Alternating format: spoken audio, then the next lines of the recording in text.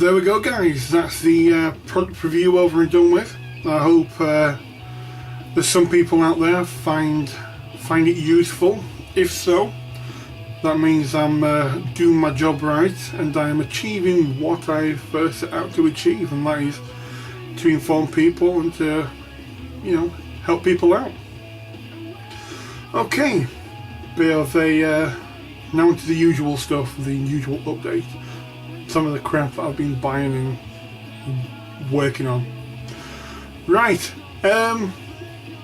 not sure if anybody else has kind of picked this up, but there's a bit of a pandemic running through the community at the moment in time, and it goes by the name of pre-heresiitis or pre-heresy syndrome. It's basically when your wallet gets hit really heavily by purchasing a shit ton of pre-heresy bits. And unfortunately I've kind of come down with a little bit of it, and you know, one night, shits and giggles, on eBay, decided to throw in Rogue Trader Space Marine. You know, I was actually looking for the Rogue Trader transfers for the Blood Angels. You know, I've been after some of them for fucking ages now, but I can't seem to find them. Not in yellow anyway. I can find them in white, but I want them in yellow or black. But needless to say, whilst I was there, I stumbled across this picture. Now you're probably thinking, okay, that's 20 pre-heresy, well not pre-heresy, but you know, 20 Space Marines, and they're like really poo. And yeah, I kind of agree with you, but for some reason I added them to my watch list and I stewed on them for a while, and I ended up buying them. Don't know why, it was just something about them, probably due to the amount of paint that was on them, because in the description it said they'd been built but they'd only had a white wash on them. So as soon as they came here, I literally opened up the box, had a look at one or two of them, and within, I don't know, 20 seconds of being in the house, they were submerged in Dettol. So, you know, gave them a couple of days, came back to them with old toothbrush and started cleaning away at them, and to my surprise and complete shock, I'm now the proud owner of 20 near perfect fucking light, man. I'm gonna have to copy Art Paint and Nerd and get myself a fucking light booth. But 20 near perfect Mark 1 or fucking 0 mark, because they're like the first ever Space Marines in plastic to come out.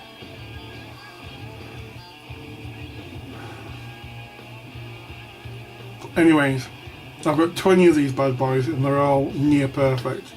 So obviously they're going to be getting painted in Blood Angels. Painted up as Blood Angels and, you know, stuck on a small display board. Right, next.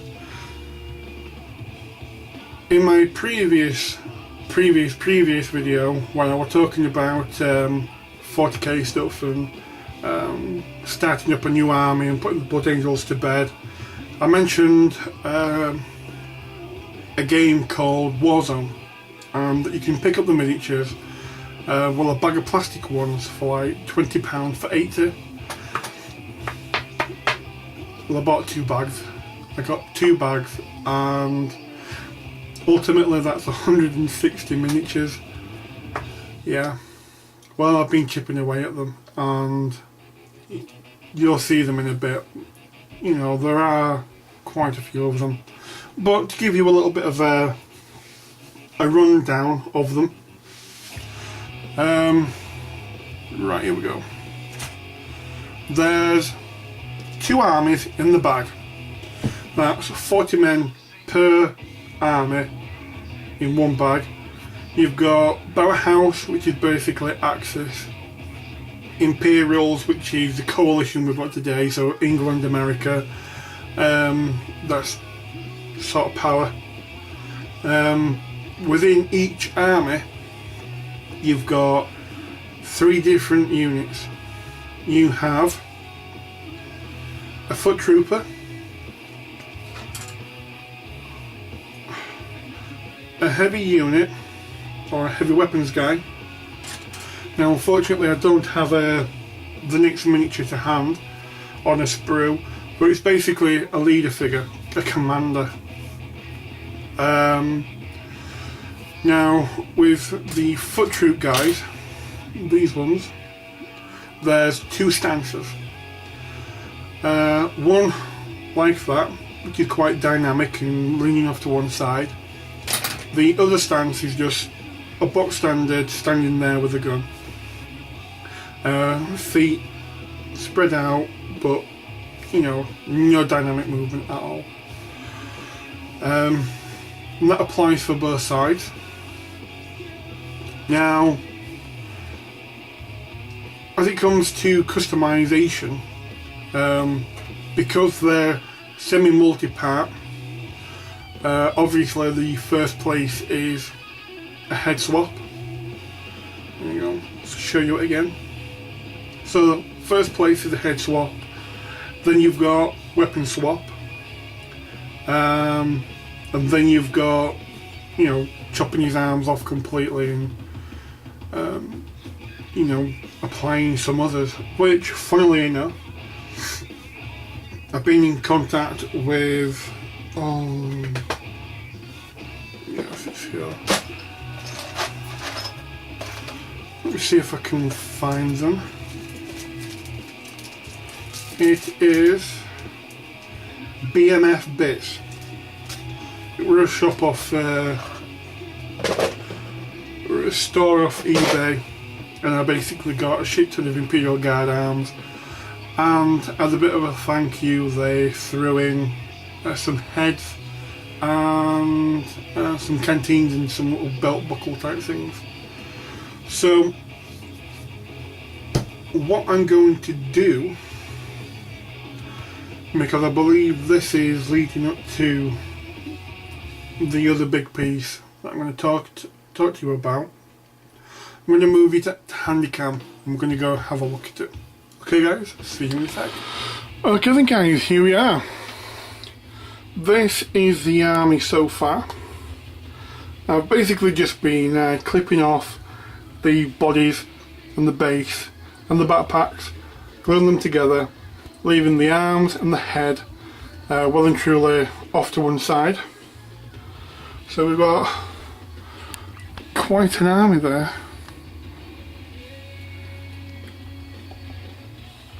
So what I'll do is I'll show you the best I can some of the conversions that I've been doing. So here we've got a simple head swap with an Ungor. Very nice and chaotic.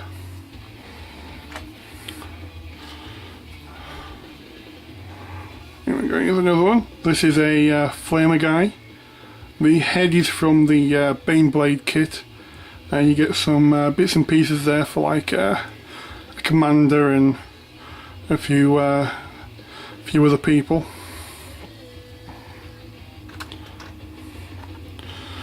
This is one that I created today using some of the Imperial Guard bits.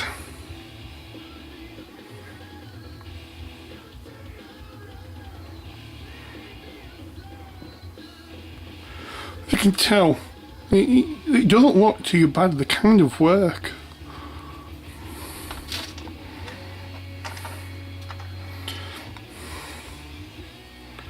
Sorry about that. Here's a commander guy. The resin head is from the Toxic Imperial Guard heads from Max Mini. The arms are from The same kit, the Baneblade kit, is in the commander pieces left over. The shoulder pads are from the Graveguard.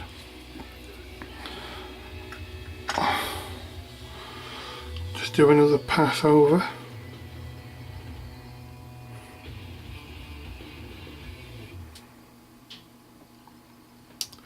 So yeah, those are the Chaos Renegades.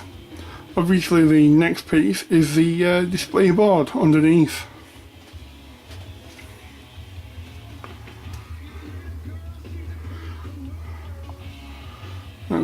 Oh, focus! Because I don't have that much light over here. Now, the foam itself, I got from Wix, which is a DIY store over here in the UK. The particular foam that you're looking for has got aluminium on both sides. All you want to do is peel that off, get some polyfiller or budget gap filler like I did. Do a quick skim over the top after you've you know, carved out like a small plateau like I have here. A few little, you know, key pieces of terrain. Give it a quick skim. Let that dry, come back the next day, apply another skim over the top. Now obviously you've got something a lot more stable to apply to whilst it's still wet. Mix up a good batch of the polyfiller and some fine sand. Once you've got that done, start applying it briskly. Get a nice, I won't say uber thick, but a good layer. And whilst it's still wet, get some good handfuls. Now obviously I'm 6'7", I'm pretty beefer, so I've got big hands. For me it took 2 handfuls. If you're like a teenager, you're still growing, probably do 2 to 3, well, 3 to 4 handfuls. You don't want to get it too dry, but you want to be able to still spread it out. And yeah, apply that, then start sprinkling your sand over the top. Get a nice thick layer of dry sand over the top of your grout and start applying pressure and pushing your hand over the top. What you're doing is pushing that sand into the grout and basically securing yourself some more texture. As soon as it dries, preferably overnight, come back, knock your sand off, and you're going to be at the stage I'm at. Now I'm going to do my best to try and keep up to date with this. I start university next week, so depending on how things go, how heavy things get laid on, determines how soon I come back. But I'm definitely going to do my best to try to keep you up to date with this, guys. So yeah, that's pretty much it. Cheers guys, and I'll see you in my next video. Don't forget to comment, rate and subscribe. I'll catch you later. Bye bye.